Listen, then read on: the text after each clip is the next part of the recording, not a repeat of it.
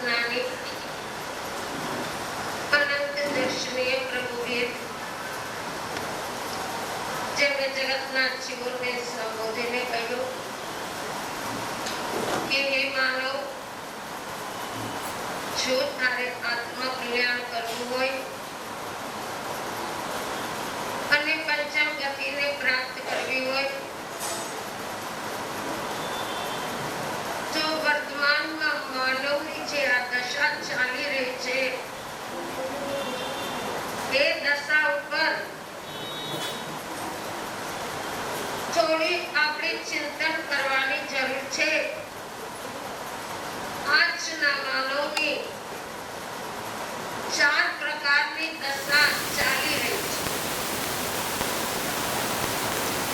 કયા ચાર પ્રકારની દશા?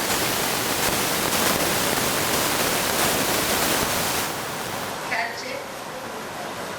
આજના માનવ પાસે બુદ્ધિ ઘણી છે પણ સમ્યક શ્રદ્ધા નથી। આજે વિચારીએ કે બુદ્ધિના કારણે જ સાયન્ટિસ્ટો નવી નવી ખોજ કરે છે અને એક દ્રષ્ટિએ આપણો ભારત દેશ સંશોધનમાં કેટલો આગળ વધ્યો એ આપણે જોઈ રહ્યા છીએ। વર્તમાનમાં એવા બધા સાધનો છે, એવી ટેકનોલોજી છે કે તમે અહીંયા બેઠા પણ દૂર દૂરનું બધું જોઈ બી શકો, વાત બી કરી શકો, સાંભળી બી શકો છો। પણ એ જ માનવ જે આજના આ ટેકનોલોજીના સાધનોનો ઉપયોગ કરનાર માનવને પૂછે કે તમને શ્રદ્ધા કેટલા ટકા છે અથવા તો શ્રદ્ધા નામનું તત્વ તમારા જીવનમાં છે કે નહીં? તો આજનો આ યુગ શું જવાબ આપશે? એ લોકો શ્રદ્ધાના માધ્યમમાં આગળ વધે છે ખરા? જે પણ ટેકનોલોજી યુઝ કરનાર વ્યક્તિ હશે એ લોકો પાસે પ્રાય એક જ જવાબ હશે કે જે અમને દેખાઈ રહ્યું છે, સમજાઈ રહ્યું છે એ જ સત્ય, બાકી અમે કોઈ ઉપર વિશ્વાસ કે શ્રદ્ધા એવી ન રાખીએ। હવે આપણા પરમાત્માના સિદ્ધાંતો ના માધ્યમથી જ ઘણી બધી ટેકનોલોજી આગળ વધી છે। મૂળભૂત સિદ્ધાંત આપણા જૈનિઝમના, પરંતુ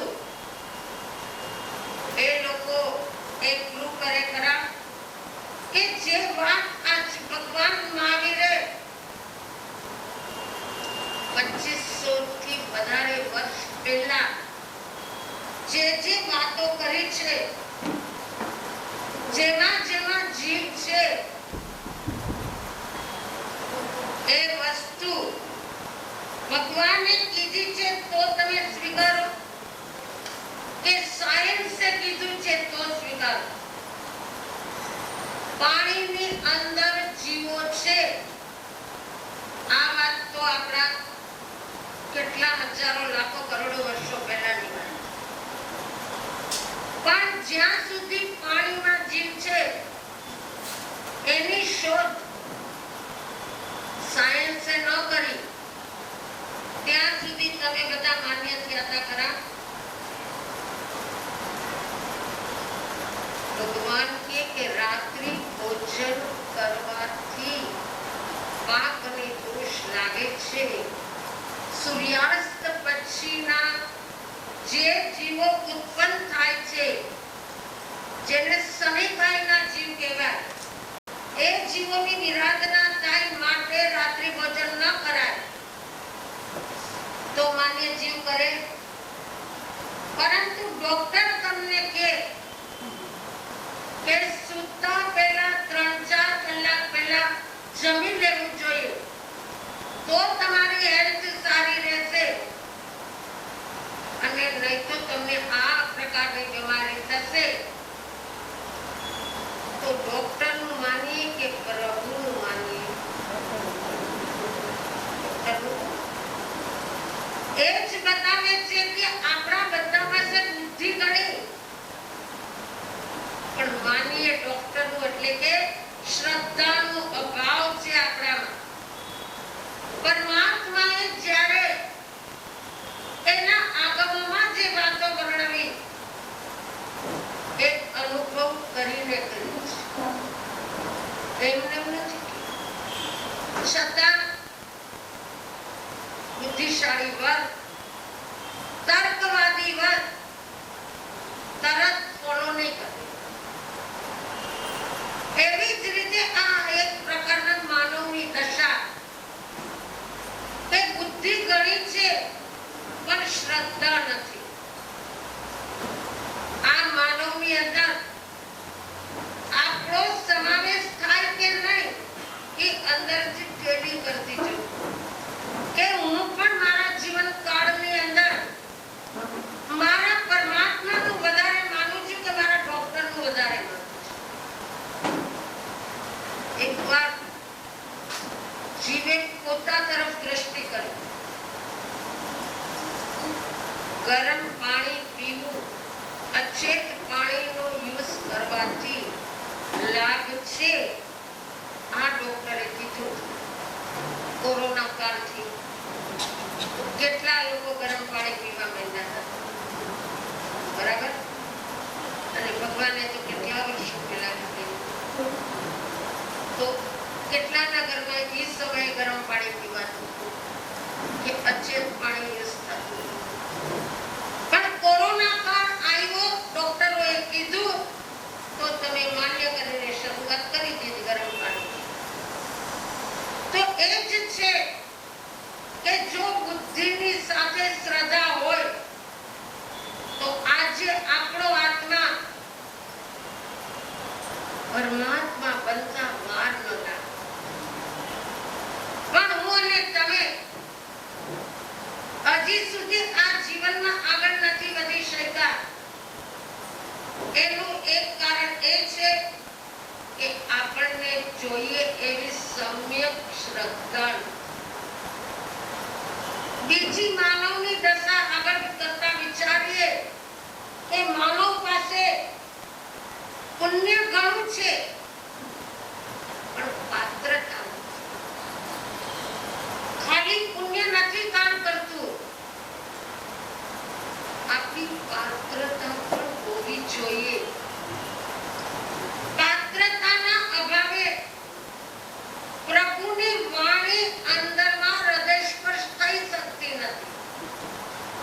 કારણ આપણે બુદ્ધિશાળી વર્ગ તર્ક કર્યા વગર રહીએ.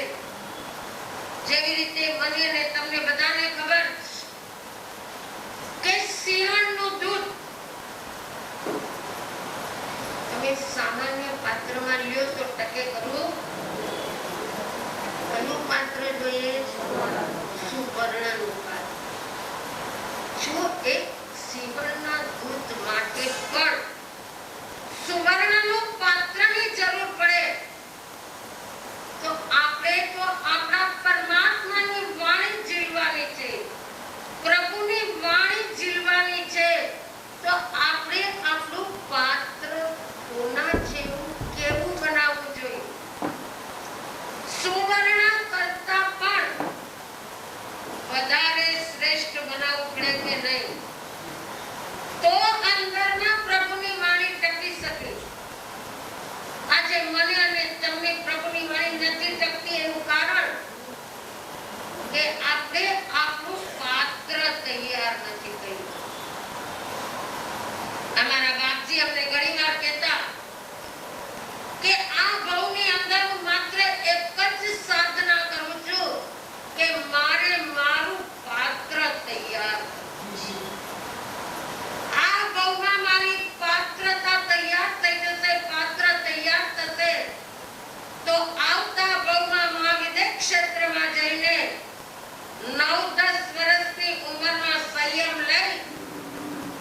તીર્થંકર પરમાત્માનું સાનિધ્ય મેળવી એના નિમિત્તે મારો મોક્ષ થઈ જશે. આપણે નક્કી કર્યું કે આ ભાવમાં મારે શું કરવું છે. સૌનો કંઈક ને કંઈક ટાર્ગેટ તો હશે ને. શું છે બધાનો ટાર્ગેટ?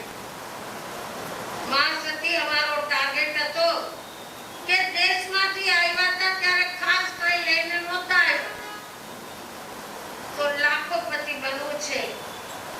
એનાથી આગળ વધુ મારું ટાર્ગેટ કરોડપતિ બનવું છે.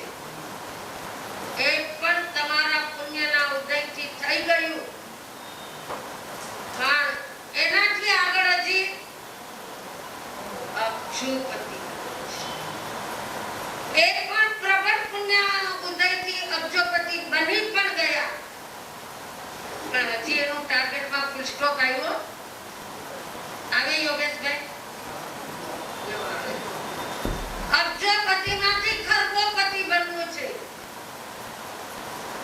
અને કદાચ પૂર્વના જબરજસ્ત પુણ્યનો ઉદય હશે અને ખરબોપતિ બની પણ ગયા, તો પણ પોતાનું પાત્ર હવે તૈયાર કરવું છે. એવા ભાવ કેટલાને આવે?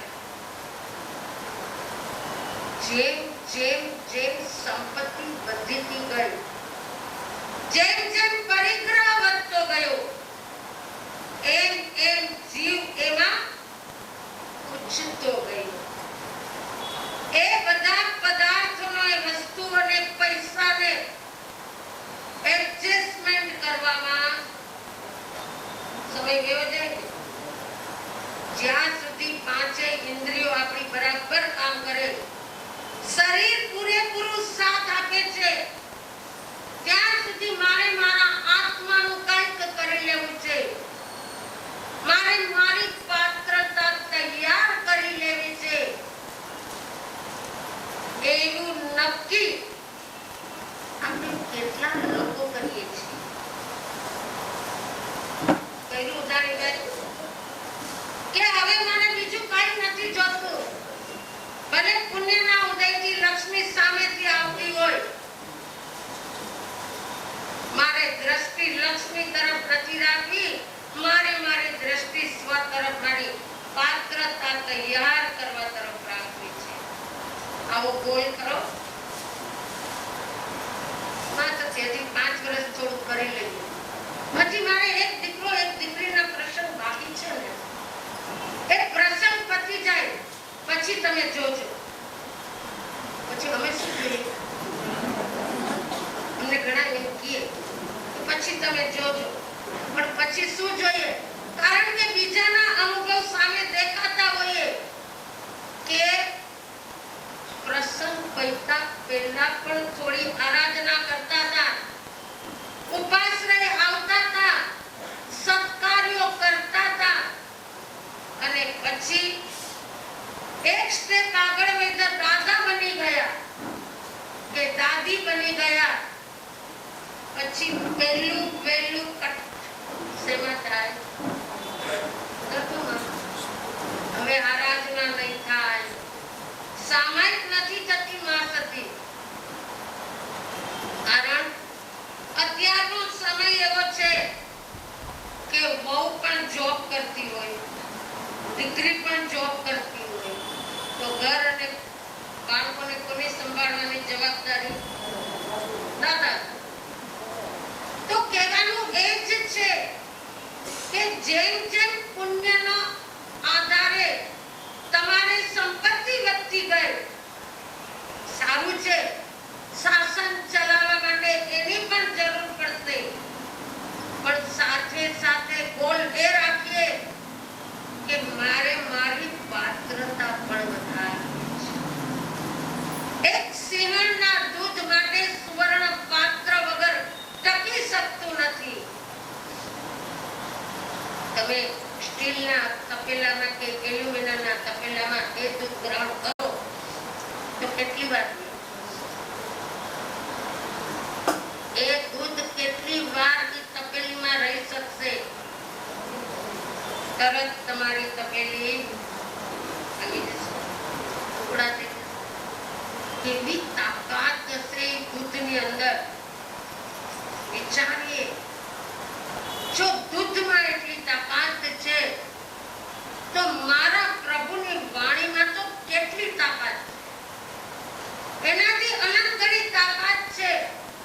તો મારે મારા વીરની વાણી, મારા પ્રભુની વાણી, મારા ગુરુની વાણી માટે મારે મારું પાત્ર એવું તૈયાર કરવું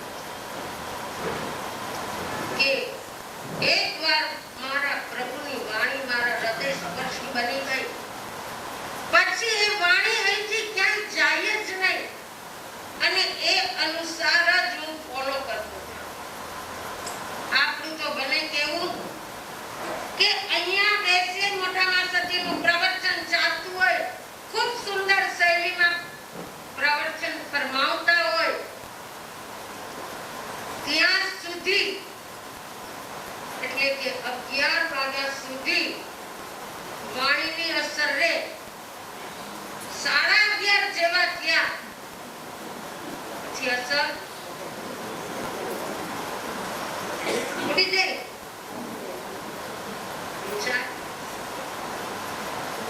ભગવાનની વાણીની અસર આપણને 5-10 કલાક પણ રહેતી.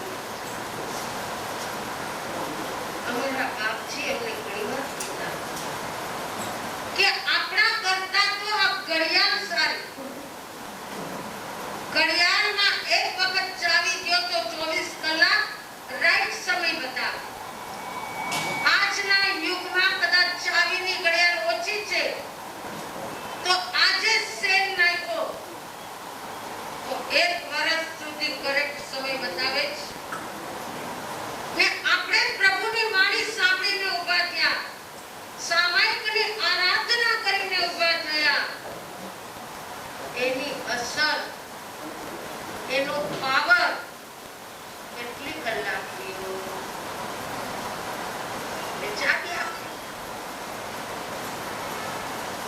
એક આરાધના સાધનાનો સમય 2-5 કલાક પણ જો ટકી ના શકતો હોય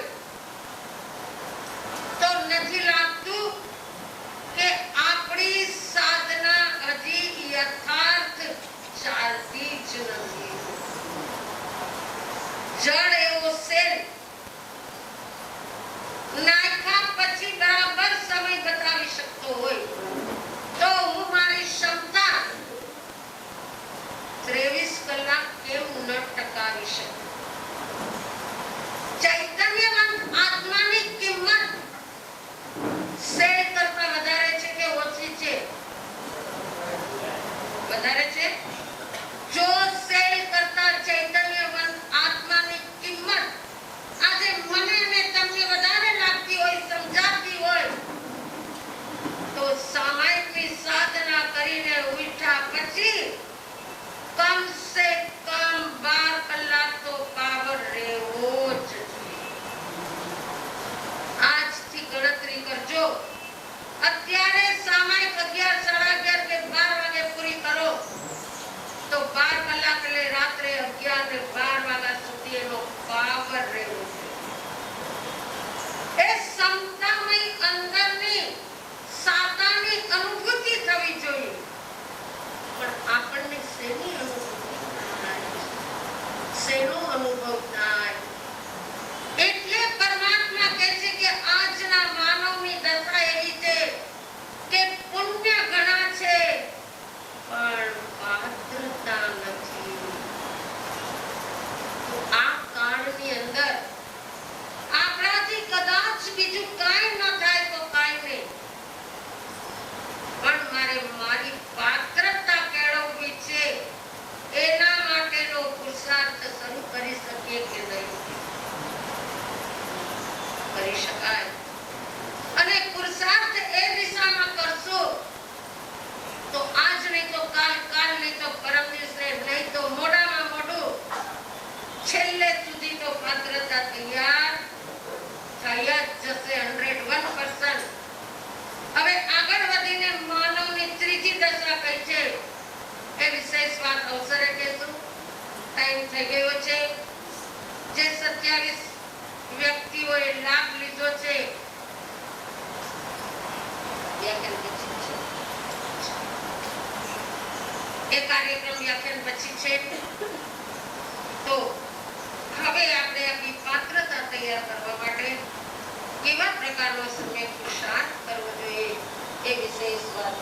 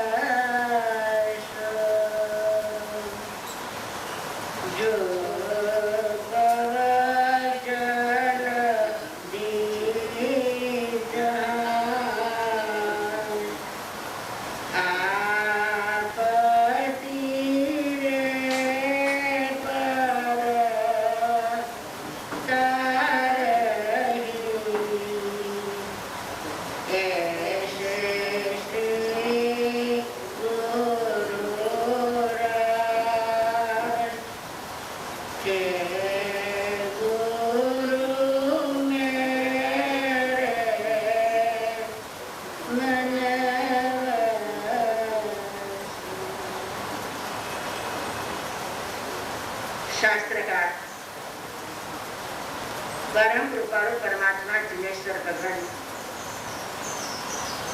જેમણે આત્મસાધના કરીને કેવળ જ્ઞાન અને કેવળ દર્શન પ્રાપ્ત કર્યું છે એવા ચરમ અને પરમ તીર્થંકર શ્રી વર્તમાન સ્વામી વિશ્વના માનવને મોક્ષનો માર્ગ બતાવતા કહે છે, પ્રભુનો આ પાવનકારી માર્ગ આત્મશ્રદ્ધાનો માર્ગ છે. બુદ્ધિ ગમે તેટલી હોય, બુદ્ધિના સ્તરે જવાથી સંસાર પરિભ્રમણ વધી જાય છે. માટે કહેવાય છે નવ પૂર્વ ધડ મોક્ષને પામ્યા નથી. 32 આગમનું જ્ઞાન હોવા છતાં, સ્પર્શી જ્ઞાન હોવા છતાં હજુ એ સત્ય ધર્મને અનુભવી શક્યા નથી. બુદ્ધિ મળે છે જ્ઞાનાવરની કર્મના ક્ષયોક્ષમના આધારે. જેટલું જ્ઞાનાવરની કર્મનો ક્ષયોક્ષમ કેળો હશે એવી એની બુદ્ધિ હશે.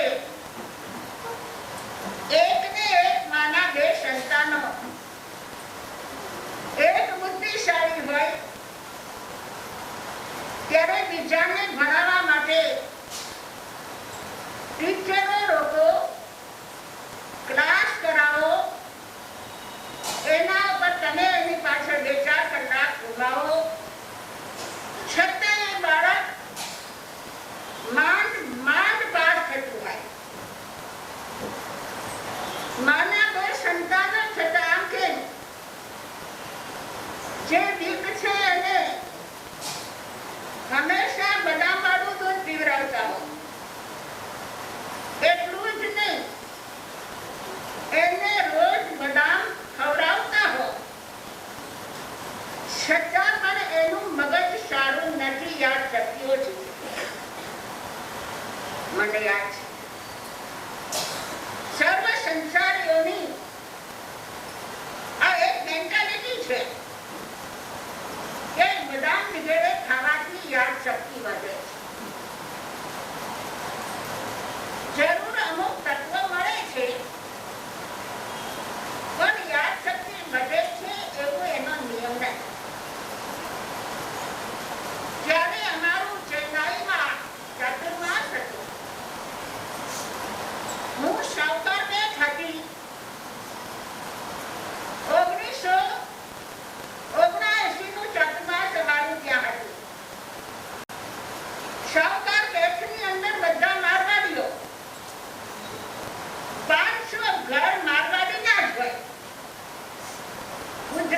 બે ચાર જ ઘર. સવારના પોરમાં હું ચા પાણી લેવા માટે જાઉં. જ્યારે આપણે ગેટમાં પ્રવેશ કરીએ ત્યારે એમ થાય કે કોઈ રાજા મહારાજાના ઘરમાં આવ્યા છીએ કે ક્યાં આવ્યા છીએ. એટલા સુરત બંગલા હોય, ચોકીદારો પણ એવા સારા હોય, માણસો પણ બધા સારા હોય. જેવા ઉપર તેને મારે જઈએ, આંગણામાં એક બાટી ભરીને બદામ પલાળેલી હોય. એક માણસ એ બદામને પથરા ઉપર ઉતારતો હોય અને બાજુમાં તપેલી પડી હોય એની અંદર નાખતો. આ જોઈને મને તો આશ્ચર્ય થયું. આટલી બધા કઈ પ્રસંગ હશે એના ઘરની અંદર. જેવા રસોડામાં ગયા મને લઈ ગયા. હું ગઈ, બધું ભાવથી ઓળાવ્યું. પછી ઉતારેલી બદામનું તપેલું ભેગું હતું એ મારી આગળ લઈ આવ્યા અને પછી મને કહે છે, માતાજીજી એક પાટલું આપો, આ બદામ તમારે લેવા. આ શું કરશે? આટલી બદામ અને આ ઉતારેલી બદામ આપણે શું કરશું? માં સતી દૂધ ધોયું છે ને એની અંદર નાખીને પછી તમારે પીવાનું. બેન, અમે ચાતુર્માસની અંદર મેવાનો પચખાણ કર્યા છે અને અમે ચાતુર્માસની અંદર જ્યાં સુધી નવો મહેમાન ન આવે ત્યાં સુધી અમે ખાતા નથી. અને ખરેખર પચખાણ કર્યા હતા. અમે કરતા પણ હતા ત્યારે હવે ફરક પડ્યો છે. અમારા અજયવાનું છે કે બધા મેં ના લીધી તો એ બેન મળવા મહિના શેઠાણી હતા. મને કહે છે, મારા સાહેબ બદામ તો ખાવનો જોઈએ. ઇતના ધ્યાન કરો, વખાણ વાજો. અરે બદામ નહીં ખાવો, બદામ તો ખાવનો જ જોઈએ. બાય બદામ ખાઈને જાશું ક્યાં આવે? નહીં આ રીતે ધ્યાન કરો ને. કહેવાનું શું છે કે આ બધું કરવાથી તમારી બુદ્ધિ સારી હોવી જોઈએ. જો બુદ્ધિ બરાબર હશે તો તમે બધા સમાજને સાચવી શકો. પણ જૈન ધર્મની માન્યતા આ નથી. આ વ્યવહારિક માન્યતા. આજ ગવર્મેન્ટની લાઈટ ઉપર બેસીને માછીને શોમાંથી 99% લાવનારા ગરીબના દીકરાઓ બેઠા છે અને પૈસાદારના દીકરાઓ માંડ પાસ થતા હોય એટલા ક્લાસ રાખે તો પણ. અને ઉપરથી એમ કે નાનામાં રસ્તા પર્સન્ટેજ તમારે પેપર ખોલાવાય. એ પેપર ખોલાવાના પૈસા આપે ને જ્યારે પેપર ખોલે તેમાં જીરો જોઈ જાય. કહેવાનું આ છે શું? બુદ્ધિ નાનાવંદી કર્મના ક્ષયક્ષમથી મળે છે. નાનાવંદી કર્મનો ક્ષયક્ષમ થાય કઈ રીતે? શાસ્ત્ર કહે છે, જ્ઞાનનું બહુમાન કરો, જ્ઞાનીઓને માટે આદર અને સુંદર ભાવ રાખો, એના ગુણ કીર્તન કરો. જે જ્ઞાન ભણે છે એને સુવિધા આપો અને મદદ આપો. આ બધું કરવાથી નાનાવંદી કર્મનો ક્ષયક્ષમ થાય છે. એટલે બીજા ભાવની અંદર ને આ ભાવની અંદર એને બુદ્ધિ સારી મળે છે અને સારી યાદ શક્તિ. અને શ્રદ્ધા એ મોહનીય કર્મમાં દર્શન મોહનીય કર્મના ક્ષયક્ષમથી થાય છે. બંનેના ક્ષેત્રે જુદા છે. બુદ્ધિ છે એ મગજની ઉપજ છે અને શ્રદ્ધા છે એ હૃદયની ઉપજ છે.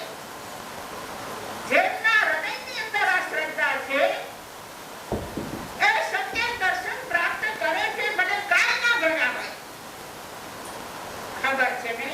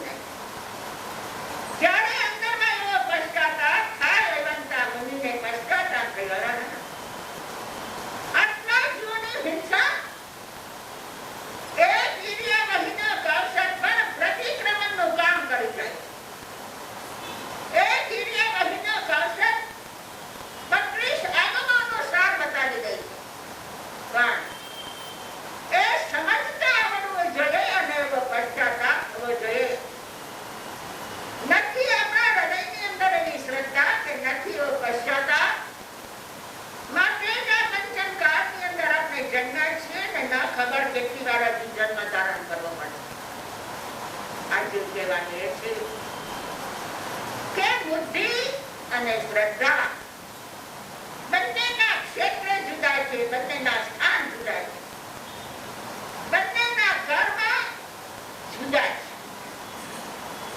એ જુદાને જુદા જાણી અને એનો ક્ષયક્ષમ કરવા માટે પ્રયત્ન કરવાનો.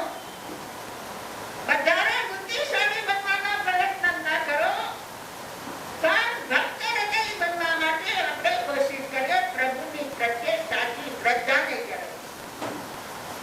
આપની શ્રદ્ધા ડોલમ ડોલ ન હોવી જોઈએ. અહીંયા બરાબર નથી, ફલાણી જગ્યાએ બહુ સારું છે. જ્યાં ચારે બાજુ દોડવાનું હશે ને ત્યાં ઠીકાઈ નહીં મળે. જે પુત્રને ગામનો નહીં વાટનો એવી દશા મનુષ્યની થઈ જાય છે. માટે જે કરો તે એકને પકડીને કરો, વારંવાર મનને ધજાની જેમ ફેરવા ન કરો. આપણે ચાલી રહ્યું છે કલ્પસૂત્ર. ભગવાન મહાવીર તેજ અને તિમિર બે શબ્દ આપણી સામે. તેજ શેનું અને તિમિર એટલે શું? સૌ કઈ સમજો છો, ભણેલા છો, બધા બુદ્ધિશાળી છો. તિમિર એટલે અંધકાર, તેજ એટલે પ્રકાશ. પણ શેનો પ્રકાશ? કવિ કાલિદાસ બહુ વિદ્વાન કહેવાતા હતા. કાલિદાસ એક વખત જંગલમાં ભૂલા પડી ગયા અને ચારે બાજુ ફર્યા કરે છે પણ રસ્તો મળતો નથી. ગરમીના દિવસો એટલે બપોરનો ટાઈમ થયો એટલે તરસ લાગી, ભૂખ લાગી. એક ઝૂંપડી દેખાણી, ત્યાં એક માજી દેખાતા. એ કઈ કામ કરી રહ્યા હતા. કાલિદાસને થયું વાંધો નહીં, એક ઝૂંપડી તો મળી. આ જંગલમાં કોઈ માણસ દેખાતું નથી. આ એક ઝૂંપડી છે, બેન બેઠા છે, વૃદ્ધાવસ્થા છે, બહાર બેઠા છે. એટલે કાલિદાસ ત્યાં જઈને કહે છે, માજી પાણી છે, બહુ તરસ લાગી છે. માજી ઘરમાં ગયા અને એક માટીની કોયડી લાવ્યા અને એની અંદર પાણી ભરીને આપે છે. જો આકાશ. કાલિદાસને એમ થાય છે, અરે હું અહીંયા આવ્યા અને મને આ એક માટીની કોયડીની અંદર મારે પાણી પીવાનો વારો આવ્યો. કોઈને ઘરે જાઉં તો મને સોનાનો ગ્લાસ મળે છે, ત્યાં હીરાના ઘડેલા ગ્લાસ હોય અને એટલો આવકાર હોય, પણ આ માજી તો આવકારે દેતા નથી અને આ એક પૂરી લઈ ગયા. હજુ હાથમાં આપ્યું નથી, પોતાના હાથમાં છે. પણ એ માજી બુદ્ધિશાળી હતા એટલે કહે છે, બેટા પાણી તો હું તને આપું છું, પણ એક પ્રશ્ન પૂછું. ક્યાં પૂછો? દુનિયામાં મુસાફર કેટલા? જોજો, ગામડાની અને જંગલમાં વસનારી બાઈ પ્રશ્ન પૂછે છે કે આ દુનિયાની અંદર મુસાફર કેટલા? દેશો જવાબ, કેટલા મુસાફર? ખબર નથી. તમે બધા મુસાફર નથી? અનંત કાળથી મુસાફરી કરી રહ્યા છે. પણ તેની બાએ પૂછ્યું અને કાલિદાસ વિચાર કરવા માંડ્યા. મુસાફર તો અનેક હોય. તેની બાઈ કહે છે, જવાબ દે. માજી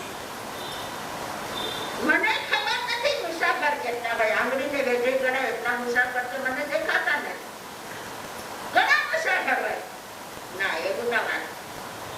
સાચી વાત કર. મુસાફર કેટલા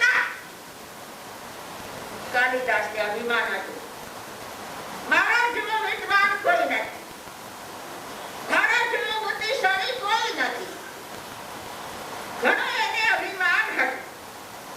પણ આ ડોશીમાં અભણ હતી, જંગલમાં રહેનારી હતી, છતાં પણ બુદ્ધિશાળી હોવા છતાં અભિમાન ન હતું. એ કહે છે, જવાબ દે છો કે નહીં દઉં? માજી મને નથી. પેલા એ ઘણા જવાબ દીધા પણ એ કોઈ હાર ના કાઢી. છેવટે ડોશીમાં કહે છે, આ જગતની અંદર બે મુસાફર છે. કોણ? બે મુસાફર છે, એક સૂર્ય અને એક ચંદ્ર. રાત ને દિવસ મુસાફરી કર્યા કરે છે. પૂર્વમાંથી પશ્ચિમમાં, પશ્ચિમમાંથી પૂર્વમાં ફેરા કરે છે. જ્યારે આ વાત સાંભળી ત્યારે કાલિદાસને આશ્ચર્ય થયું. આ જંગલમાં રહેનારા માછીને પણ આવું કામ હું ના સમજી શકે મુસાફર કરવા. જ્યારે એની વાતને કોઈ ટાળી ના શકે એવી વાત છે. આપણી મુસાફરીનો અંત આવે છે, પણ આ ચંદ્ર અને સૂર્યની મુસાફરીનો અંત નથી. અનાદિકાળની ફેરા. જ્યારે એ કહેતા પણ નથી કે એને થાકી ગયા. એનું એ કર્તવ્ય છે, ફેરા કરે છે. તેજ કોને કહેવાય? તેજ શેનું હોય? જે ઘણી વ્યક્તિ પાસે પૈસા આવે તો એનું મોઢાનું તેજ વધી જાય. પૈસા વયા જાય તો બચારો તેજ વિહોણો થઈ જાય. તો આ તેજની વાત છે, પૈસાના તેજની વાત છે. કયા તેજની વાત? તેજ અને તિમિર બે શબ્દ છે. સોનાનું તેજ, રૂપાનું તેજ. તમે આંગળીએ પહેરેલી વીંટી એ હીરાનું તેજ. કોનું તેજ? અમારા બહેનોએ હીરાના કેન્ડલો પહેર્યા છે, એનું તેજ છે. હીરાનું તેજ નહીં, અને કેન્દ્રીય ધાતુ છે. પૃથ્વીમાંથી નીકળેલી આ વસ્તુ છે. એ કેન્દ્રીય મને આશ્ચર્ય થાય છે કે મનુષ્ય કેવો મૂર્ખ છે કે એકેન્દ્રિય માટે પંચેન્દ્રિય નાચે છે. આ હીરા ન મળે, હીરાની વીંટી, હીરાનું પેન્ડલ કે હીરાની ચૂપ ન મળે તો અમારા બહેનોની દશા શું હોય? કઈ દશા? રોજ ઘરની અંદર રામાયણ થાય.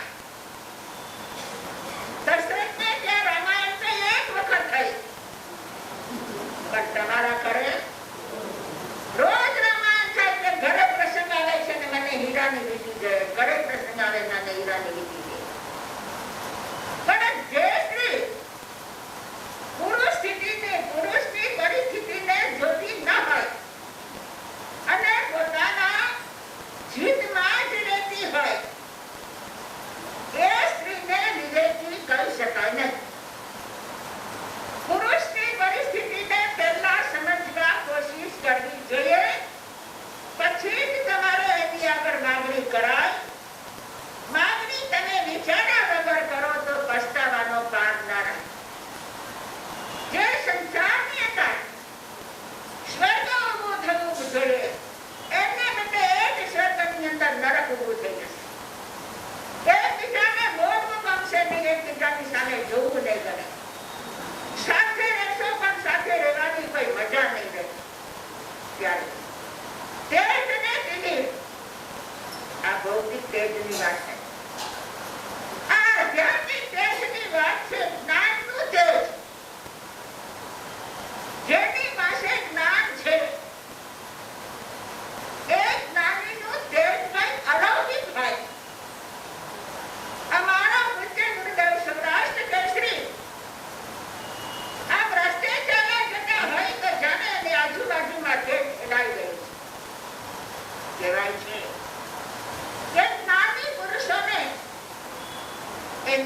આભા તેજસ્વી હોય છે. જોઈ છે ત્યારે આભા અને ભામંડળ આ બંને જુદા છે. વાતો કરીશ તો સમય બહુ વયો જાય છે. કઈ યાદ આવતું જાય છે ને તમારી સામે વાતો કર્યા કરું છું. પણ આભા અને ભામંડળ બંને જુદા. તીર્થંકરોને આભા તો હોય જ, પણ ભામંડળ હોય. માથાથી લઈને એની ડોકથી નીચે સુધી પાછળનું જે એકદમ તેજસ્વી ગોળ આકાર હોય એને આભા મંડળ કહે, એ ભામંડળ કહે.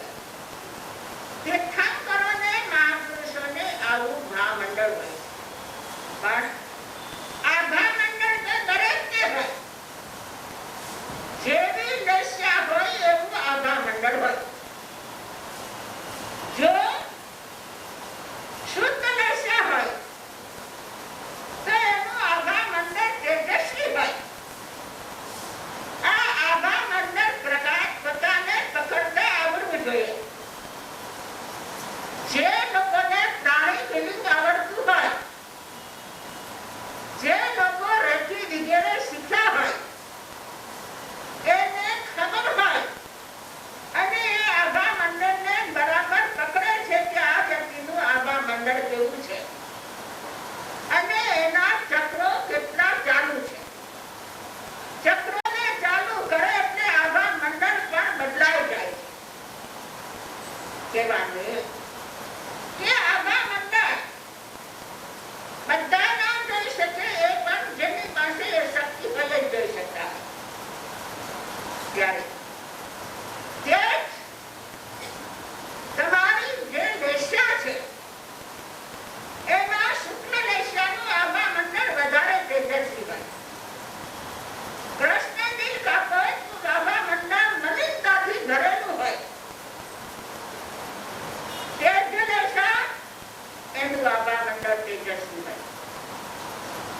પદ્મ લેશાનું પણ પીળું પણ તેજસ્વી હોય અને શુક્લ લેશાનું અતેજસ્વી.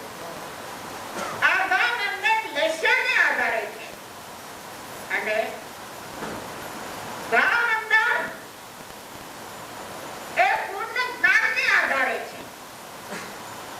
ત્યારે તેજ અને તિમિર જ્ઞાન કેવું છે અને જેવું જ્ઞાન પ્રગટ થાય એટલે અંધકાર ચાલ્યો જાય છે. ત્યારે આપણા વાત કરી રહી છે ભગવાન મહાવીર. મરીચીના ભવની અંદર એનું જ્ઞાન મળ્યું હતું, પણ છેવટે જ્ઞાનથી પતિત થયા. અંધકાર છવાઈ ગયો.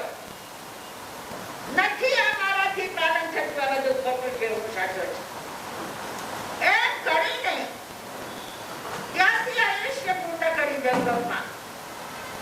પણ અભિમાનને કારણે નીચ ગોત્ર બાંધ્યું.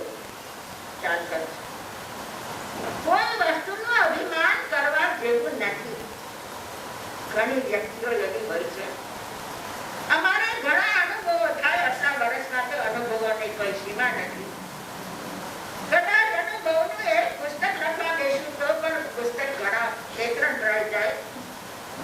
એટલા અનુભવો થઈ ચૂક્યા છે. એક માજી આવ્યા હતા.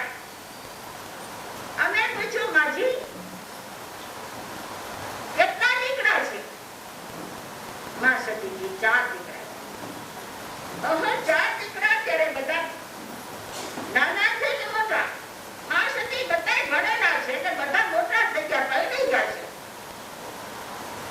સુખી છો તમે?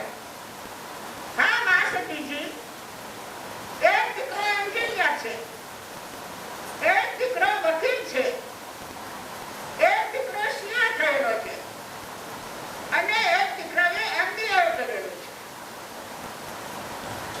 બધા દીકરા મને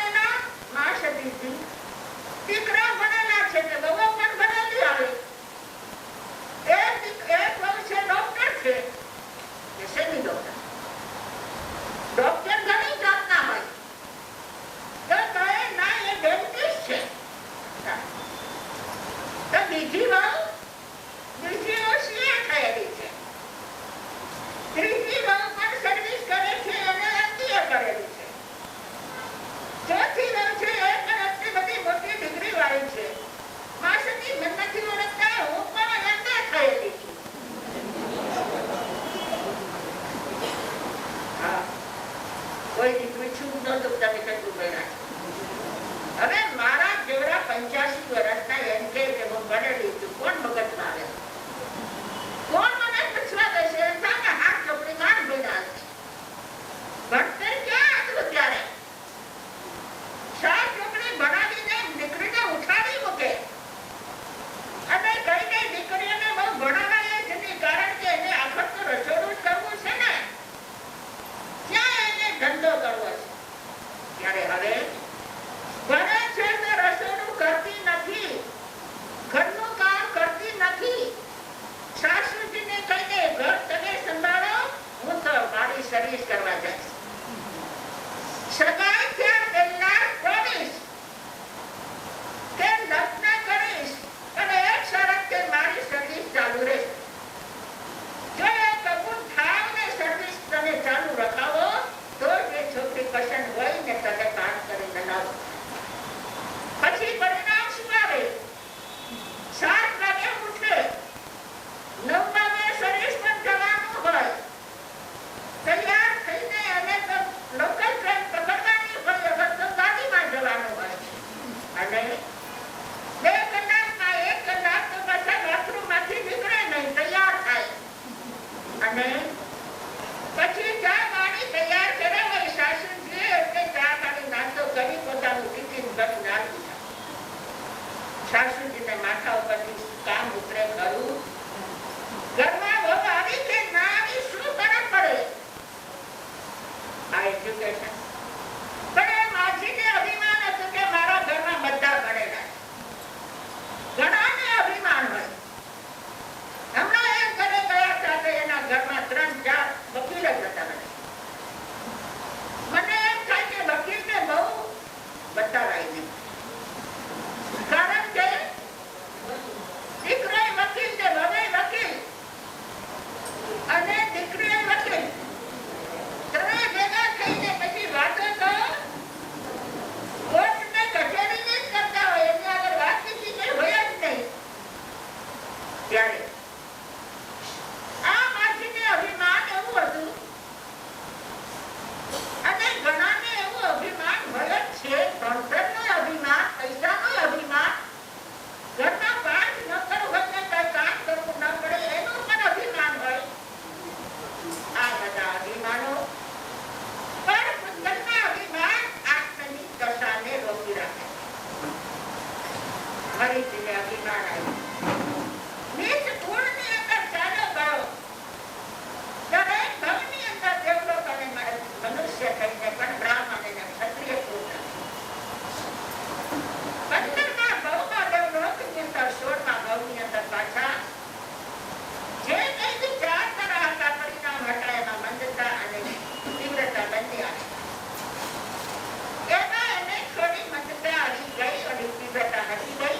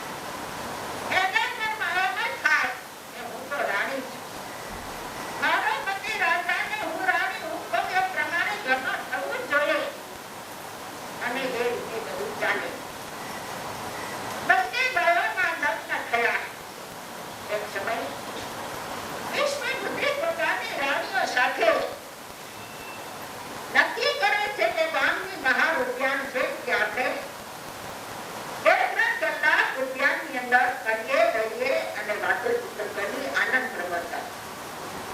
રાણીઓની સાથે ગયો. આનંદ પ્રમોદ કરે છે. બાપ ચોકીદારને ઉભો રાખ્યો કે કાયદો છે કે જ્યાં રાજકુમારો ગયા હોય ત્યાંથી કોઈ પણ પ્રજાને બીજી કોઈ વ્યક્તિને જવાય નહીં. ત્યાં કોઈને જવા દેતો નથી. અંતરમાં છે એ આનંદ પ્રમોદ કરે છે. વિવિધ પ્રકારની રમતો કરી રહ્યા છે. વિષ્ણુપતિ અને રાણીઓ એની બીજી 2008 હશે. એ પણ બધી રાજકુમારીઓ છે. અને જલ્દી આ 2 કલાક થઈ જશે. રમત ચાલુ જશે. ત્યાં બહારના વિશાખા બુદ્ધિને એમ થયું કે હું મારી રાણીઓ સાથે આજે હું પણ જાઉં. જે ઉદ્યાનમાં આવ્યો છે એ ઉદ્યાનની અંદર એ જવા માંગે છે. ચોકીદાર ના માને છે કે અહીંયા નહીં આવી શકો કારણ કે વિશ્વ બુદ્ધિ ગયા. અડધો કલાક ઉભો રહ્યો. ત્યાં એની દાસી પ્રિયકુલી દાસી એ ફૂલ લેવા માટે ત્યાં બગીચામાં આવે છે. બહારથી ફૂલ છૂટે છે અને વિશાખાનંદીને બહાર ઉભેલો જોયો છે અને પૂછે છે કે અંદરમાં વિશ્વ બુદ્ધિ ગયો. એ બહાર નહીં નીકળે ત્યાં સુધી મારે બહાર રહેવું પડશે. એ બહાર નીકળશે એટલે હું અંદર માટે જ મારી રાહ. વિશાખા બુદ્ધિને કોઈ પણ એવો ભાવ નથી કે મારે જવું જોઈએ. હું રાજકુમાર છું. એ શાંતિથી ઉભો હતો. પણ દાસી એવી હોય કારણ કે નિયમ છે કે હલકા માણસો બીજાને સલાહ સૂચના આપવામાં પણ પોતાની હલકાઈ વાપરે. ઘણી સ્ત્રીઓને એવી ટેવ હોય કે એકબીજાને ચડાવી નાખે. આ દાસી ઘરે ગઈ અને વિશાખા નંદીને પત્નીને વાત કરે છે. રાણીને કે તમારા પતિ રાજા તમે રાણી સાહેબ અને તમારા દીકરાને ઉદ્યાનની બહાર અડધો કલાકથી ઉભો છે. આ તડકામાં પતી રહ્યો છે. શું કામ છે તમારા રાજ્યનું ને આ રાજાનું? દીકરાની કોઈ રાઈટ નહીં? આવું રાજ્ય ને આવું અંધેર ખાટલું તમે કઈ કહી નહીં શકો. તમારા દીકરાનું સુખ ક્યાં છે? રાણીને વાત સાચી લાગી. મારો પતિ રાજા અને મારા દીકરાને તેનું સ્થાન નહીં. ઘણી ધમધમાટ કરે છે અને એકદમ ગુસ્સો આવ્યો. આજે આપણે જોઈએ છીએ સમાજની અંદર સારી શિખામણ કરવાવાળા ઓછા છે અને જગાવનારા બધા છે. અમારું તો સાધુ જીવન છે. સમાજની વચ્ચે રહેતા હોય. અમારે નાના માસજીને પૂછવું પડે કોની આ બેસો છે. એવી વ્યક્તિ ઉપર બેસે અને જો ચડાવી દેવું તો અમારું સંગઠન જળવાય નહીં. મને બરાબર યાદ છે કે મને ચડાવનારા ઘણા મળ્યા. ઘણા બધા ચડાવનારા. પણ મેં કોઈની વાત માની નહીં ને કોઈનાથી કરી નહીં તો આજે અમારું સંગઠન છે. અમારા બાપજીનો પરિવાર આખા મુંબઈની અંદર કોઈ નહીં એમ કહે કે બાપજીનો પરિવાર આવે છે. કોઈ ના કહી શકે. તરુણાઈ ને જશુભાઈ આવા છે કોઈ નહીં કહી શકે. બધા એમ કહેશે કે ના બેનપણીઓ બરાબર સાચી છે. કારણ કે દુનિયા છે ગમે તેવું કહેશે પણ આપણે આપણી જાતને સાચવીને જ રહેવાનું હોય છે. ત્યારે આ દાસીઓ ચડાવે. મહાભારત ને રામાયણ ક્યારે થઈ? કઈ કઈને દાસીએ ચડાવી અને એ ચડી ગઈ. પરિણામે આવ્યું કે રામને 14 વર્ષ વનવાસ અને દીકરાઓ વગર દશરથના પ્રાણ ગયા. આખું રાજ્ય તરફ દેખાઈ ગયું. 14 વર્ષ સુધી જંગલમાં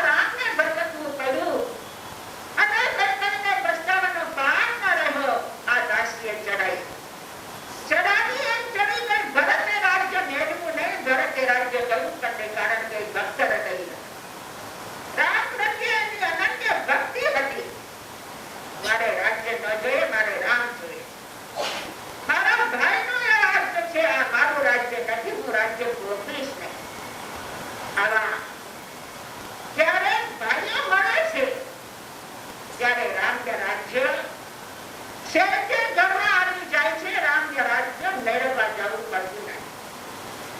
જ્યારે એવા ચલાવનારા ચડી જાય છે ત્યારે મહાભારત ઘરની અંદર થાય છે કે ભાઈ છે એનું મહાભારત એક વખત થયું, એ કુરુક્ષેત્રમાં થયું હતું. આ રીતે ઘરની અંદર મહાભારત થાય. એક વખત નહીં, અનેક વખત મહાભારત થયા રે. પતિ પત્ની હોય તે મહાભારત થાય. કોઈ ના હોય, બે માણસ હોય કઈ ગડબડાટ થયા કરે છે. કે દાસીએ ચડાવી દીધા, રાણી ચડી ગઈ અને છેવટે ચડે ત્યારે જાય ક્યાં? સ્ત્રીઓને જ્યારે ગુસ્સો આવે ત્યારે એનું ધારું કરાવવા માટે એની પાસે એક જ સાધન છે કે રોવા માટે. સ્ત્રીના આંખમાં આંસુ જાય એટલે પૂરો ઢીલો પડી જાય. એટલે અહીંયા આ તો કોક ભવનમાં જઈને શ્રી ગઈ. રાણીના સારા સારા કપડા પણ બધા કાઢી નાખ્યા. સફેદ વસ્ત્ર પહેરીને કોક ભવનની અંદર જઈ અને શ્રી ગઈ. ઉભી આવતી નથી. રાજા જ્યારે આવે છે ચારે બાજુ જોવે છે, રાણી ક્યાં છે? રાણી સાહેબ ક્યાં છે? દાસીઓને પૂછે છે તો કે અમને ખબર નથી રાણી ક્યાં છે. ક્યાંય રાજમહેલમાં ન મળી. છેવટે કોક કુંવરના ગયા. રાણી સૂતી હતી.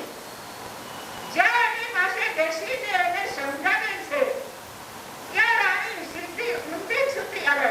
પડખા પર સૂતી હતી, ઊંધી સૂતી. મનાવે છે શું છે, કેમ થયું, શું કેમ થયું? અને બોલવામાં પાવર, બોલવામાં ગુસ્સો, શબ્દમાં ગુસ્સો, મોઢામાં ગુસ્સો, ગુસ્સો બધો પ્રગટ થાય છે. એટલે શબ્દ નીકળતા જાય છે. રાજા કે છે મારો દીકરો ઉદ્યાનમાં જઈને ઉડવો કરે અને તમારા નાના ભાઈનો દીકરો ત્યાં મોજ મજા કરે. આ મારા તમે રાજા શું કામ ના તમે કરતા તમારે ત્યાં કરતા ભિખારીને ત્યાં અમે રહ્યા હોત તો સારું હતું. તમે ભિખારીથી પણ દયા કરતા. જ્યારે ગુસ્સો આવે ત્યારે ગમે તેવા શબ્દ ગમે તેને માટે કાઢી ત્યારે એનાના વિવેક રહેતો નથી. હા, વિવેકની હોની થતી રાજા કહે છે બધી વાર્તા નથી. હમણાં તારા દીકરાની ઉદ્યાનમાં મોકલું છું. હું એને વિશ્વભૂતિને બહાર કાઢું છું, ચિંતા ના કર. રાજા બહાર ગયો. કહે છે જાઓ, પડો બગડાવો, સૈન્યને તૈયાર કરો, મારો રથ તૈયાર કરો. શત્રુ રાજા ચડાઈ કરીને આવ્યો છે, યુદ્ધ કરવા માટે જવાનું છે, નહીતર આપણે રાજ્ય ચાલી જશે. બહાર જઈને રણ ઘેરી વગાડે છે ને રાજાનો રથ તૈયાર થઈ જાય છે શસ્ત્ર અસ્ત્રથી. જ્યાં રણ ઘેરી સાંભળે છે તો વિશ્વભૂતિ ઉદ્યાનની અંદર સાંભળે. રણ ઘેરી નથી છે. કોણ યુદ્ધ કરવા આવ્યું છે? કોણ શત્રુ રાજા ચડાઈ કરીને આવ્યો છે? તરત જ રાણીઓને ત્યાં ત્યાં મૂકી પોતે દોડતો દોડતો આવે છે. શું છે? રાજા રથમાં બેસે છે. હથિયારો બધા એના રથની અંદર છે. પિતાજી શું વાત છે? હમણાં સુધી કામ નહોતું ને? બેટા, શત્રુ રાજા ચડાઈ કરીને આવે છે. એનું સત્ય મોટું છે. મારે જવું છે આપણી રાજ્ય. કદાચ આપણે હારી જઈએ એની સામે આપણે શત્રુની સામે યુદ્ધ કરવું પડે. હું યુદ્ધ માટે જઈ રહ્યો છું. નહીં પિતાજી, એ શત્રુ રાજા નાનો રાજા કહેવાય. એની આગળ આપ મોટા માણસ જાઓ તે યોગ્ય ના કહેવાય. હું જાઉં છું, આપ નીચે ઉતરો. હું રથમાં બેસું છું અને હું એ શત્રુ રાજાને પરાસ્ત કરી પાછો વળાવી અને હું પાછો આવું છું. આ શાંતિથી રાજ્યમાં રહો. જેવો વિશ્વભૂતિ રથમાં બેસીને સેના સાથે જાય છે શત્રુની સામે યુદ્ધ કરવા માટે.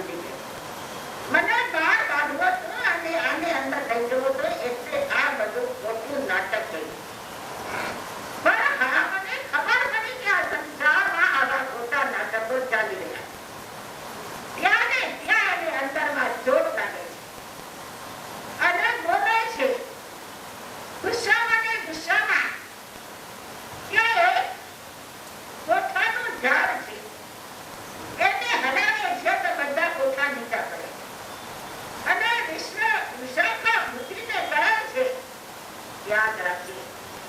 મારી વિનંતી છે કે એક હાથે કોઠાના જેટલાને કોઠા નીચે પાડ્યા એ બધાના માથા નીચે પાડી શકું છું, પણ મારે હવે એવું કઈ કરવું નથી.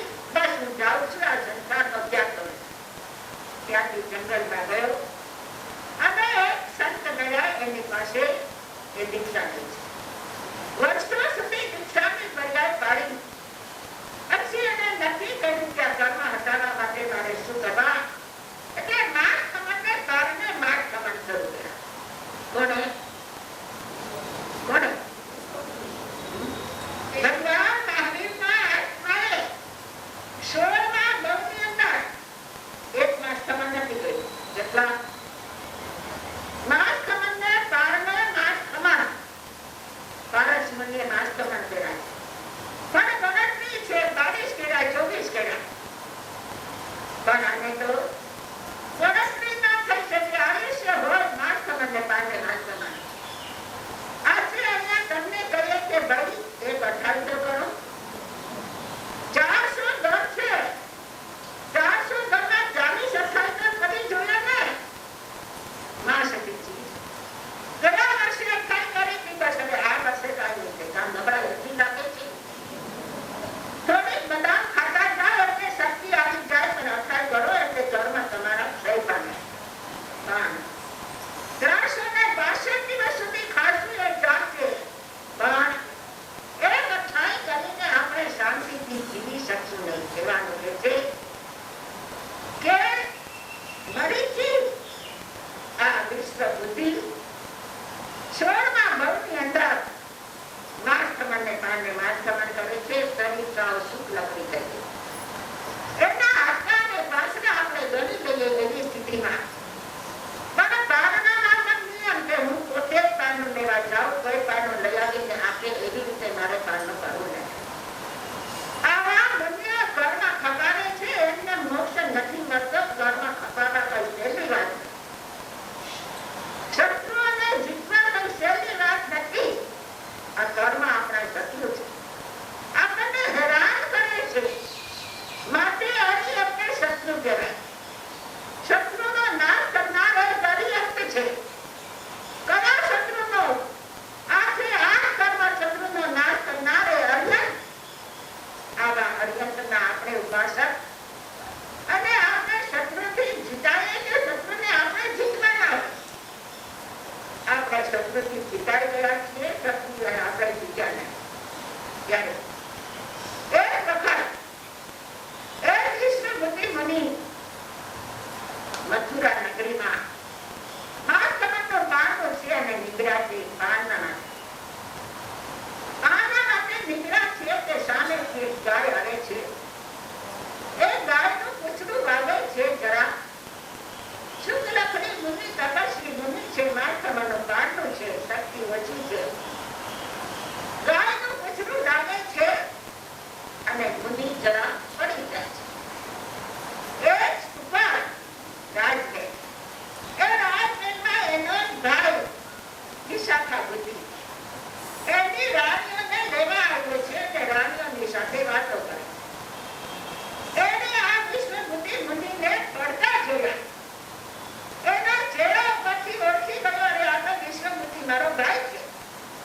પણ ઉપરમાં બેઠા બેઠા મેળું મારે છે.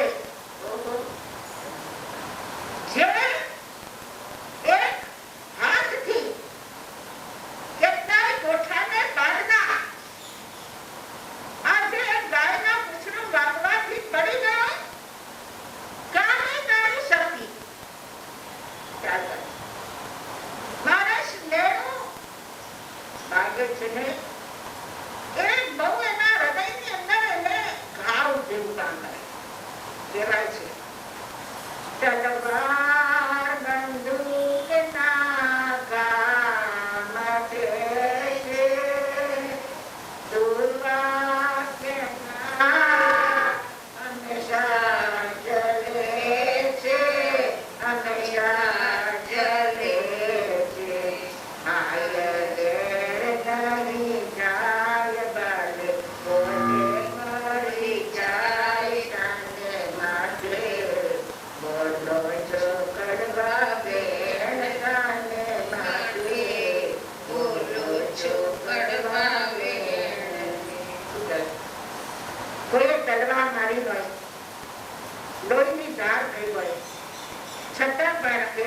જાય છે.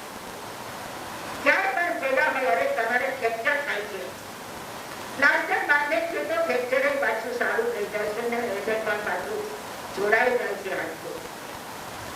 આ બધા ના ઉપચારો છે ને બધું સારું થાય છે. પણ કવિ કહે છે કે કોઈ માણસ એવું મેણું મારે કે એ મેણાનો ઘા એના હૃદય શોષણમાં નીકળી જાય. માણસ ઘરે ઘરે યાદ કરે છે અને એને ગુસ્સો આવે છે, મને આવું કીધું, મને આવું કીધું, અને એનો ભેદ લેવા માટે તૈયાર થઈ જાય છે. જ્યાં સુધી એને મને એમ કીધું છે કોઈને સાથે 10 ના તો ત્યાં સુધી હું માણસ નથી. એને 10 વખત મેણા મારશે ને એને પણ એવી વેદના થશે ત્યારે એને આનંદ થશે. આયા મેણું મારું પેલા ઊંચે જોયું, ઓહો વિશાળ પ્રભુજી, મને મેણું મારનાર મારો ભાઈ તરત જ ગાયને પૂંછડીથી પકડ્યો છે. જ્યારે ગુસ્સાનો આવેશ આવે ને ત્યારે શરીરની શક્તિ પણ ઓછી હોવા છતાં પણ ગુસ્સાનું શક્તિ એવી બધી હોય કે એ બધી શક્તિથી અને ગાયને પૂંછડીથી પકડી અને એને સરળ વખત ચક્કર આકાશમાં ફેરવી અને ગાયને નીચે બેસાડે. ગાયને મૂકી અને ત્યાં કીધું કે જો મારા આ તપસ્યાનું અને ચારિત્રનું કાંઈ પણ ફળ હોય તો હે પ્રભુ, આ વ્યક્તિ જે મારો ભાઈ છે એની સાથે હું વેર લેનારો છું. જ્યાં સુધી હું એને નહીં સમજાવું, એને વેર નહીં લઉં, ત્યાં સુધી હું ઠેકાણે નહીં રહેતી નથી. આવું જે તપસ્યા છે એનું ફળ આવી રહ્યું. પ્રભુ કહે છે તમે જે કંઈ કરો એ બિંજરાને માટે કરો, પણ કોઈ તકનું ફળ માંગવાનું નહીં. જો ફળ માંગશો તો એટલું જ સીમિત હશે, એનાથી વધારે ફળ મળવાનું હશે તો મળશે નહીં. ઘણી વ્યક્તિઓ હું આ પરીક્ષામાં પાસ થઈ જઈશ તો હું 3 આપેલ કરીશ, હું 8 થઈ જશે તો એ લખાઈ કરીશ. અરે અખાઈ કરો, કેટલાય કર્મની નિંદ્રા થાય છે પણ તમે કર્મ બંધન કરી દો. આવી રીતે કોઈ પણ ફળની આશાથી જૈન ધર્મ કહે છે તપશ્ચર્યા કરાય નહીં. અને તપશ્ચર્યા કરે તો હજુ મિથ્યાત્વ દશા ગઈ નથી, હજુ સાચું સમ્યક દશા આવી નથી. અને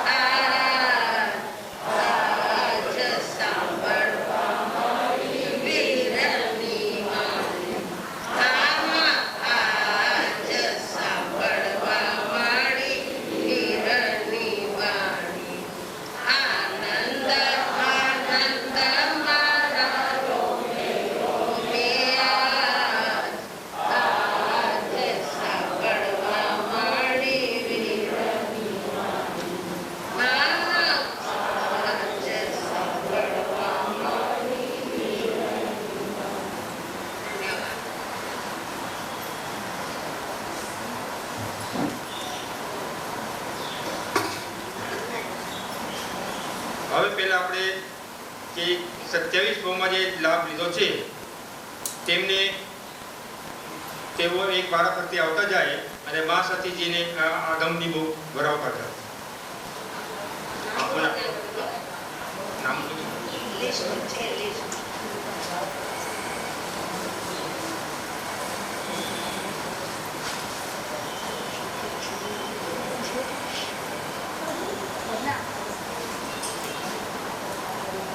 ગુણવંતીબેન ચંપકલાલ શાહ પરિવાર,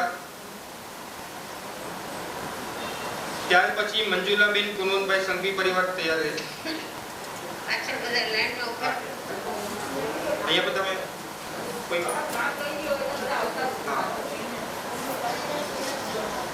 અહીંયા આગળ દેવા વાળા પેજ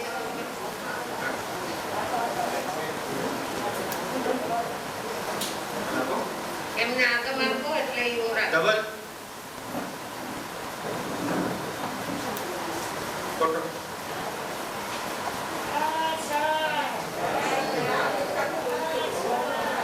નલિનીબેન જયસુભાઈ જસાણી,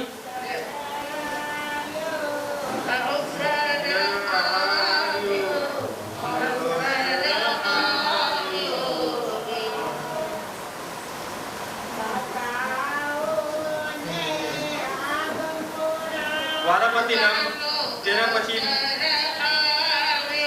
મમતાબેન યોગેશભાઈ બાવીસી, મમતાબેન યોગેશભાઈ બાવીસી 3 લાભ લીધો છે.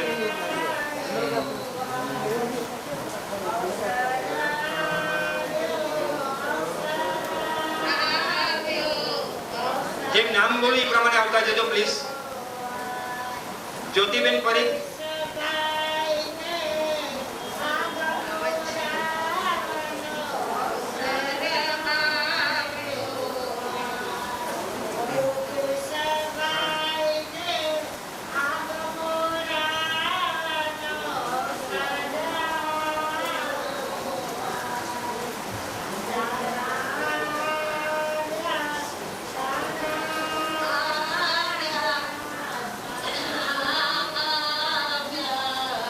યોગેશભાઈ બાવીસી 3 વખત છે.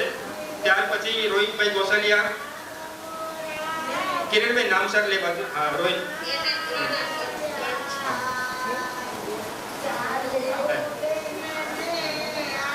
યોગેશભાઈ બાવીસી,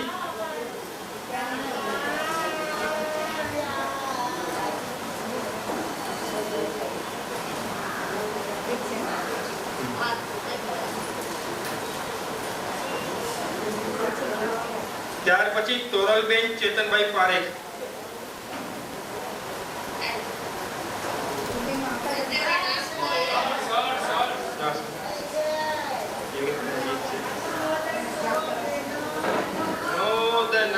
અનુમોદના. ત્યાર પછી શશિકાંતભાઈ ઉદાણી,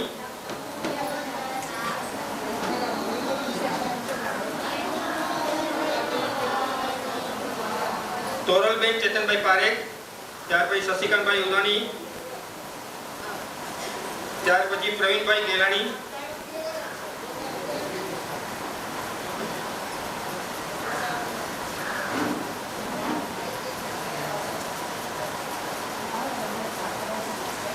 ત્યાર પછી સુશીલાબેન પ્રવીણભાઈ ચોસાણી,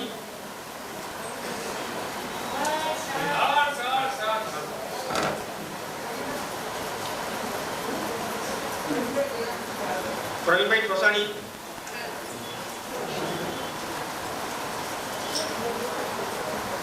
કિશોરીબેન વસંતભાઈ ટીમડિયા, જ્યોત્સનાબેન દફતરી,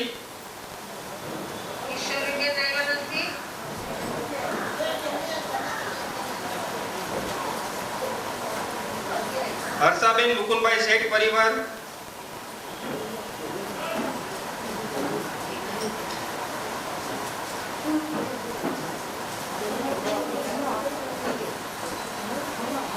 જ્યોત્સનાબેન દફતરી,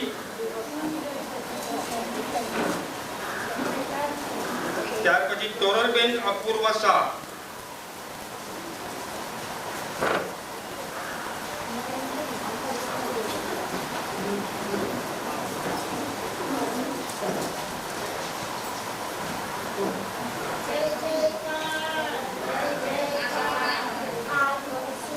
જયનમ જય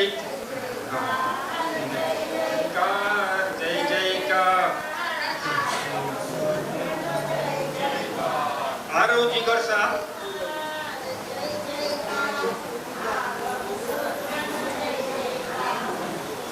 ઈલાબેન ભરતભાઈ શાહ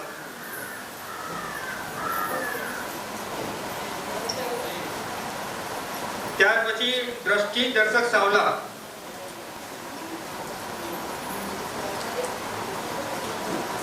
આરો જીગર શાહ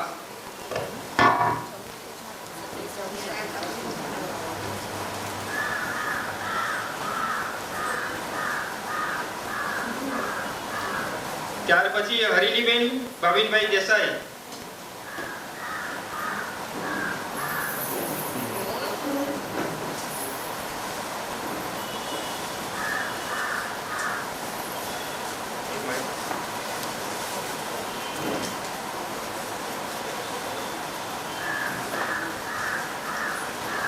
ત્યાર પછી સિદ્ધાંશ બિતુલ શાહ મયુરબેન મહેન્દ્રભાઈ શાહ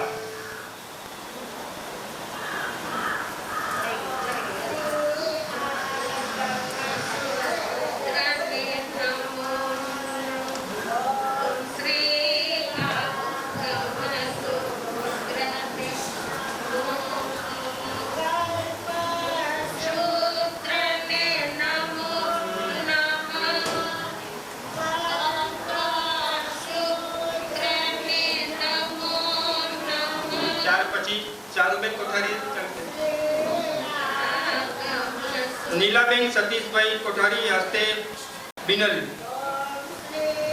नीलाबेन सतीशभाई कोठारी हस्ते बिनल વધામણા હા હા વધામણા ત્યાર પછી દર્શનાબેન શેખ વધામણા હા હા વધામણા વધામણા આવ્યા રાજાવાડી સંગમાં વધામણા આવ્યા રાજાવાડી मीनाबेन अशोकभाई अजमेरा हस्ते अशोकभाई तथा अर्पित अशोक अजमेरा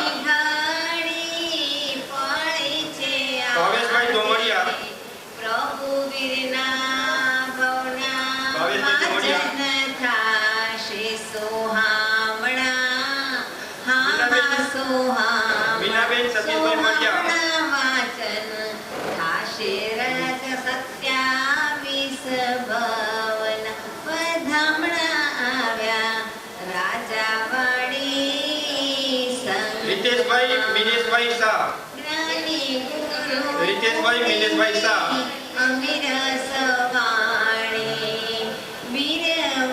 વીરવાણીના પાન કરાવે ઉજમણા હા હા इंदिराबेन चंद्रकांतभाई अजमेरा ઉજમણા થાશે વીર પ્રભુના ભવન વધામણા આવ્યા રાજાવાડી સંગમાં રાજાવાડીના ભાગ્ય ખુલ્યા છે હવે કોઈ બાકી છે નહીં? ભક્તિના બાકી હોય તો જે તોરણ બંધાય તોરાણિયા હા હા તોરાણિયા તોરણિયા બાંધ્યા હૈયા હરખે સૌ સંગમાં વધામણા આવ્યા રાજાવાડી સંગમાં ઉમંગની હેલી વરસી રહી છે આનંદનો અવસર રાજાવાડીમાં અવસરિયા હા હા અવસરિયા અવસરને સૌ વધાવે પ્રેમે આજે વધામણા આવ્યા રાજાવાડી હા હા વધામણા બોલો બિરાદર જોર સે जैनम जयति शासनम जैनम जयति शासनम जोर से जैनम जयति शासनम वंदे वीरम वंदे वीरम આજનો દિવસ કેવો છે સોના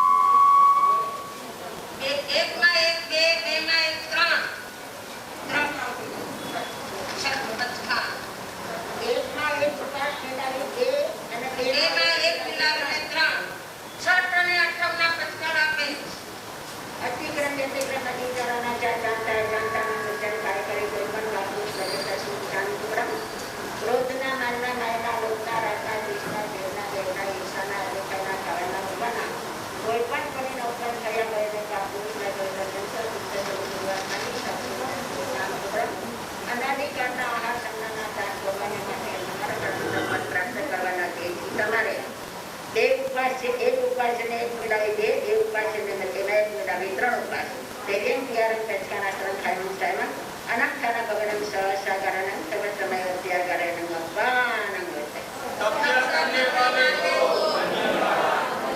ત્રણમાં એક મિલાવી ચાર ઉપવાસ અતિક્રમ વ્યતિક્રમથી ચારાના ચાર મનોચન થાય કરે કોઈ પણ પાપ વગર લાગે થાય શાંતગ્રમ ક્રોધના માનના માયના લોભના રાગના દ્વેષના ડરના બેડના ઈર્ષાના દેખાના કારણના પીડાના કોઈ પણ પરિણામ ઉત્પન્ન થયા કરીને પાપ વગર લાગે તદનંતર સિદ્ધ કરી ગુરુઆત્માની શાશ્વત શાંતગ્રમ અનાદિકાળના આહાર સગના સાથ કરવાને માટે આહાર કરીને પદ પ્રાપ્ત કરવાના હેતુથી તમારે ત્રણ ઉપવાસ અને એક ઉપવાસ મિલાવીને ચાર ઉપવાસ એમ ત્યાં પ્રચારના ખાયનું સાયમાં અલંકાના પગડમ સહસાગરણમ સવર્તન ત્યાગરણમ અપાન બીજા કોઈ ઉપવાસમાં પ્રતિકાર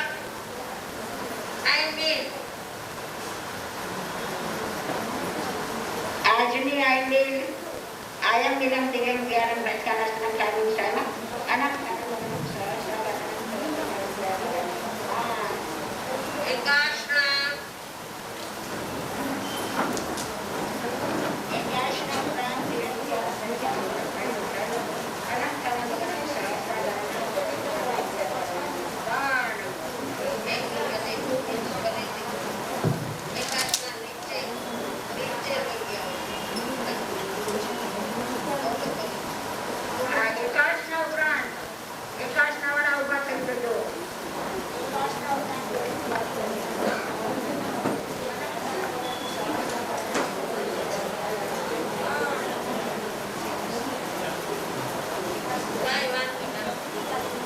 तपस्या करने वाले को નીચે કોઈને ન સંભળાય હોય તો પછી ઉપર આવીને ફરીથી લઈ જાઓ. અન્ય કોઈ પથકામ વ્યાસના પથકામ વ્યાસના વૃત્તિ વિખ્યાન તરંગાયમ પ્રેમં અનંતરં કરણ સહસ્રાકરણ સહસમય મધ્યાગરણ લોકાં ઓ શ્રી નીચે એકાશના પથકાર બાકી હોય ન સંભળાના હોય તો એકાશના ગ્રંથિ વિખ્યાન અસરણ કાયમં સાયમં નંતરં ગ્રંથ સહસ્રાકરણ સહસમય મધ્યાગરણ લોકાં ઓ શ્રી तपस्या करने वाले को ભાઈઓ અને બહેનો મહાવીર જન્મ વાંચન ક્યારે છે ખબર છે ને બધાને બરાબર તૈયારી છે ને મહાવીર સ્વામીનું જન્મ વાંચન ને જન્મોત્સવ આપણે ગુરુવારે મનાવવાનું છે એટલે બધા સમયસર આવી જજો તો ભગવાનનો જન્મોત્સવની અનુમોદનાનો લાભ મળશે અને પુણ્ય બંધનો લાભ મળશે કર્મની નિર્જરાનો લાભ મળશે એટલે તન મન ધનથી બધા તૈયાર થઈને આવજો અને આપણા પ્રભુનો આપણે જન્મોત્સવ મનાવવાનો છે.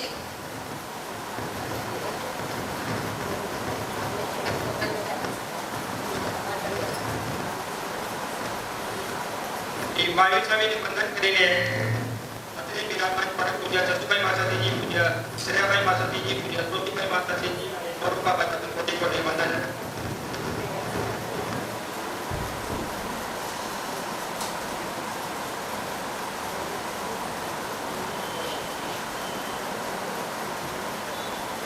જે પણ તપસ્યા કરી રહ્યા છે તેમને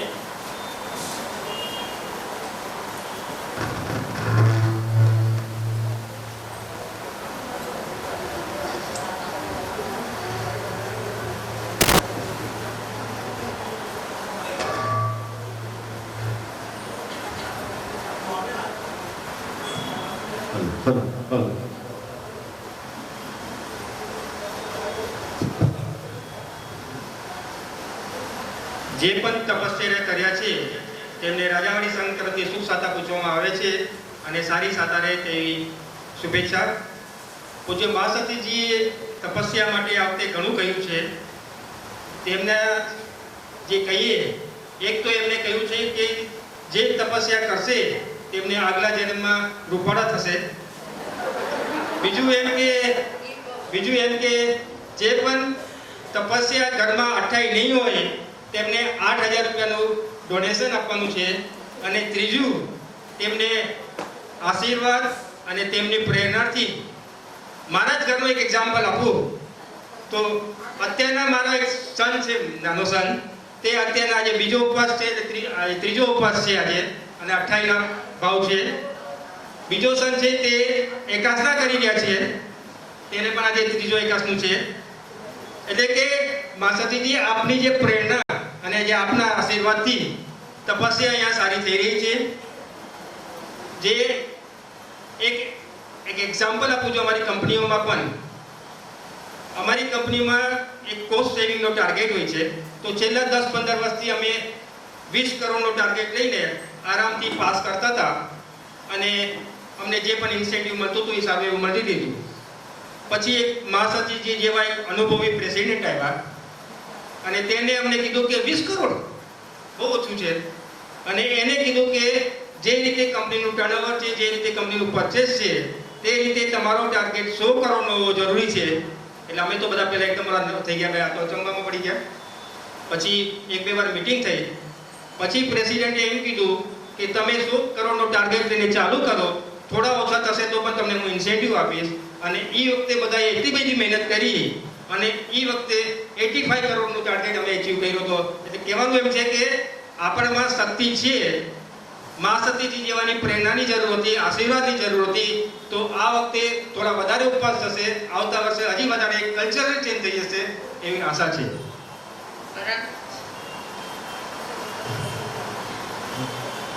અમારા બે નાના બાળકો રોજ સાંજે પચકાલ લેવા આવે, જેને એક દિવસ કલાકે ભૂખો નહોતો રહી શકતો. એવા 2 બાળકો કાલ આવ્યા અને છઠના પચકાલ લીધા.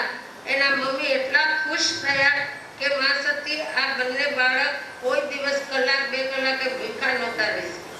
ને એને આ વખતે સામેથી ભાવ થયા કે મારે 28 કરવી છે.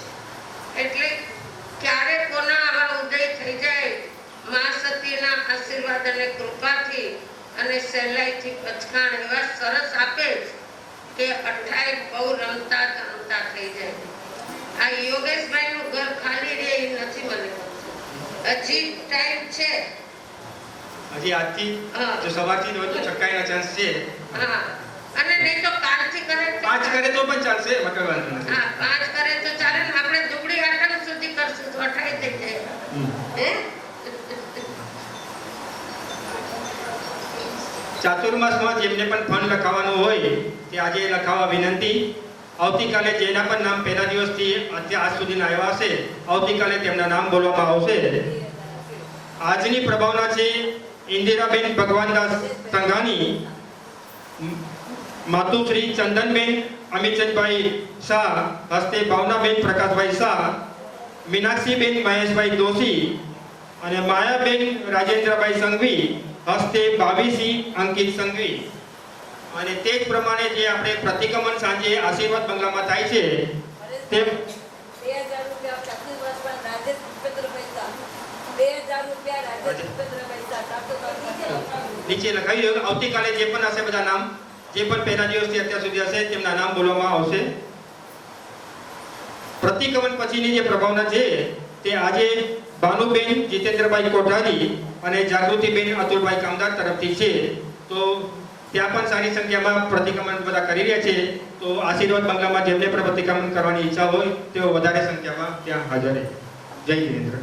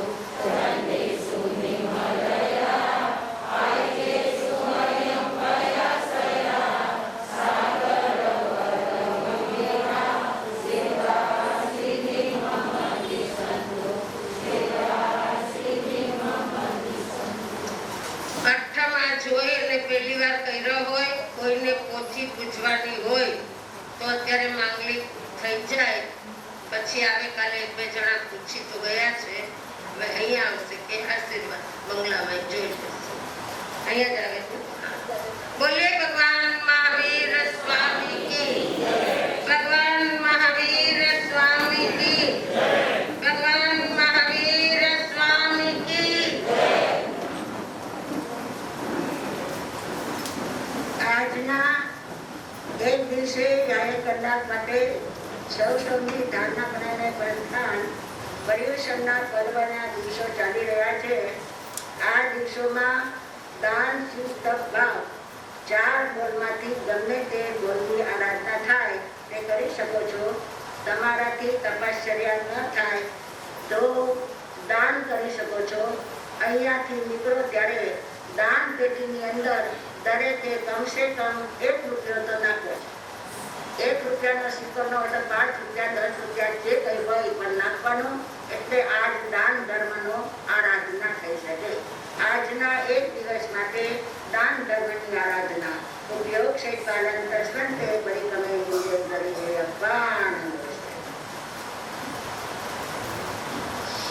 નમો રિયંતાણં, નમો સિદ્ધાણં, નમો આયર્યાણં, નમો વજ્જાણં, નમો લોહે સૌવસાવણં.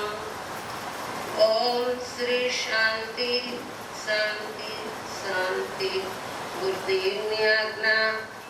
ચતારે મંગલમ અર્યંતા મંગલમ સિદ્ધા મંગલમ સાવ મંગલમ કેવલી વનતોત્તમો મંગલમ. ચતારે લોકોત્તમા અર્યંતા લોકોત્તમા સિદ્ધા લોકોત્તમા સાવ લોકોત્તમા કેવલી વનતોત્તમો લોકોત્તમા. ચતારે શરણં પવજ્જામિ અર્યંતા શરણં પવજ્જામિ સિદ્ધા શરણં પવજ્જામિ સાહુ શરણં પવજ્જામિ કેવલી વનતમં શરણં પવજ્જામિ. એ 4 શરણા દુઃખરણા સુખકરણા और शरण